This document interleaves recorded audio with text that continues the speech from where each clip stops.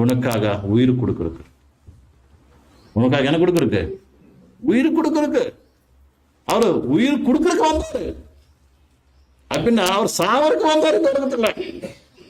அதுல எதுனா தெரியுமா? நான் எல்லாத்துக்காக என்ன பண்றேன்?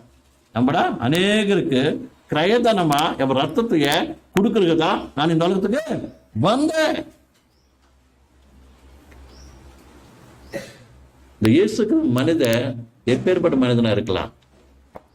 இந்த உலகத்துல இருக்கிற மனிதர் எல்லாம் இந்த உலகத்துல எப்படி பழைக்கான்னு பார்த்தாக்க, இயேசு கிறிஸ்து வந்து இந்த உலகத்துக்காக என்ன பண்றாரு? நம்மளோட லைஃப் கொடுக்குற, நம்மளோட வாழ்க்கையை என்ன பண்ற? இந்த உலகத்துக்காக அர்ப்பணம் கொடுக்குற. யாருக்காக எனக்கு தெரியுமா?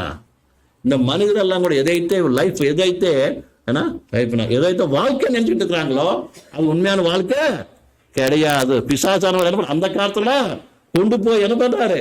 அது பிசாசு மனசுக்குள்ள எதைத்தே தோண்ட வைக்குதோ, இந்த ஆலோசனை கொடுக்குதோ அந்த ஆலோசனை நடந்துகிட்டு இந்த வாழ்க்கைன்னு உலகத்துல இருக்கிற ஜனங்கள் எல்லாம் கூட என்ன பண்றாங்க தெரியும்? மோச போறாங்க.